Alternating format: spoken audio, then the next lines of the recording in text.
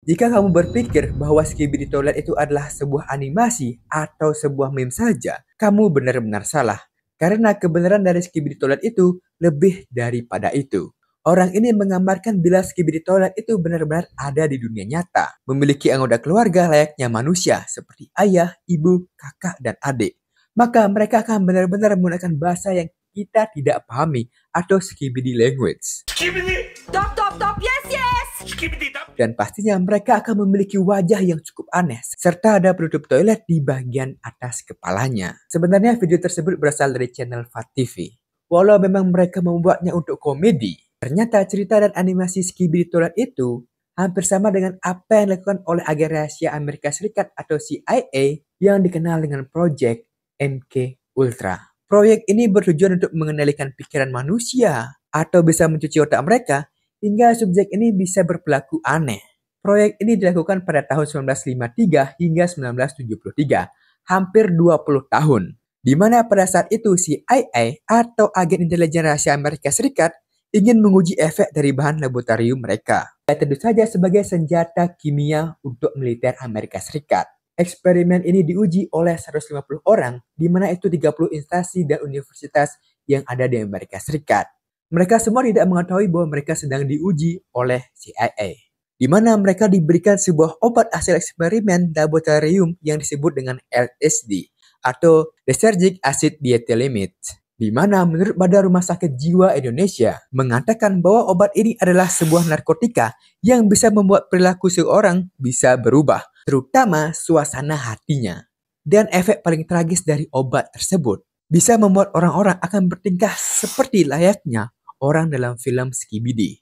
Ketika hal tersebut sudah terjadi, maka agen CIA akan berusaha untuk mencuci otak mereka. Hal tersebut sama dengan cerita Skibidi Toilet, di mana wabah Skibidi pertama dilakukan oleh satu orang.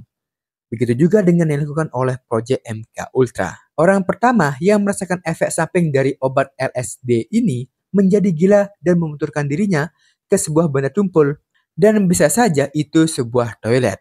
Orang tersebut adalah Frank Olson, salah satu agen CIA. Ketika dia sedang rapat, dia tidak sengaja meminum sebuah minuman yang dicampurkan oleh obat LSD ini. Sehingga selang beberapa jam setelahnya, ketika ia kembali ke kamar hotel, si Dr. Olson ini bertingkah aneh atau disebut depresi akut. Dan akhirnya pada pagi hari, ia memundurkan diri ke sebuah benda tumpul dan akhirnya melompat lewat jendela.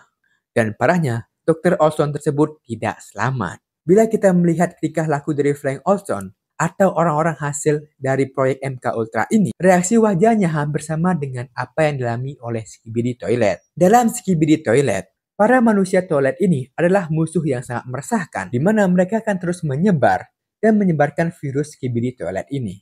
Begitu juga yang terjadi dengan proyek MK Ultra ini, di mana proyek eksperimen ini ditujukan untuk medis. Namun ternyata niat CIA ini malah berbanding terbalik.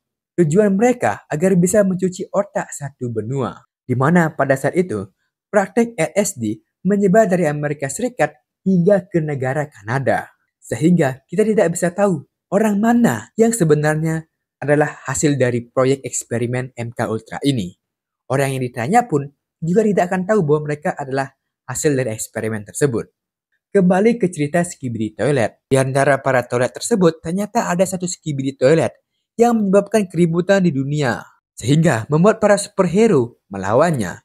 Seperti contohnya kameramen. Kameramen ini awalnya muncul untuk melawan para toilet. Namun, dia merasa terdesak hingga akhir. Begitu juga dalam MK Ultra. Di mana kameramen dalam proyek MK Ultra ini adalah para reporter yang ingin mengungkapkan kasus rahasia MK Ultra ini. Karena proyek ini sangat rahasia dan melibatkan manusia, membuat CIA tidak berurusan dengan reporter dan kamera untuk merekam kejadian tersebut.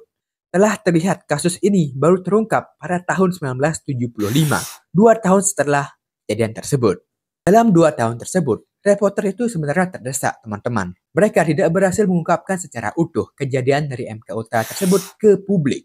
Akhirnya mereka dibantu oleh televisi, di mana televisi di sini digambarkan adalah media cetak dan media TV tabung. Mereka berusaha bekerja sama untuk mengungkapkan kasus tersebut bersama reporter atau kameramen. Terkait dengan Speakerman dalam Skibidi Toilet, Ternyata ini ada hubungannya dengan proyek MK Ultra. Menurut data yang ada, bahwa para orang-orang yang terlibat dalam kasus ini memiliki ketakutan terhadap suara speaker. Karena bila orang-orang yang mengkonsumsi LSD ini berlebihan, akan memiliki rasa yang sangat sakit bila mereka mendengar suara dari speaker yang lumayan cukup keras. Dan itu juga terjadi dalam Skibidi Toilet.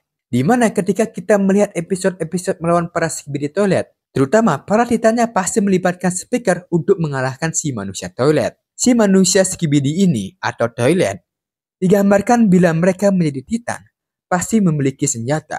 Begitu juga dengan para agen CIA, di mana mereka pasti memiliki sebuah senjata. Ada juga fakta lainnya terkait Skibidi Toilet pada episode 60 terkait dengan proyek MK Ultra ini. Di mana leader dari manusia toilet atau Skibidi adalah G-Man. Namun pada episode tersebut, yang menjadi pemimpin itu berubah, yaitu Titan Ilmuwan. Hal tersebut juga terjadi di proyek MK Ultra, di mana yang memimpin proyek ini sebelumnya adalah seorang agen CIA dari kepolisian. Namun setelahnya, diganti oleh ilmuwan ahli kimia, yaitu Sidney Gottlieb sebagai pemimpin proyek tersebut. Berarti sudah dikatakan bahwa Skibidi Toilet ini benar-benar terjadi di dunia nyata. Dan menurut kalian, apakah hal tersebut akan terjadi ke depannya lagi? Coba tuliskan di kolom komentar. Dan jangan lupa untuk subscribe untuk video terkait lainnya seperti ini. Enjoy aja. Video ini dibuat atas dasar referensi yang sudah ada.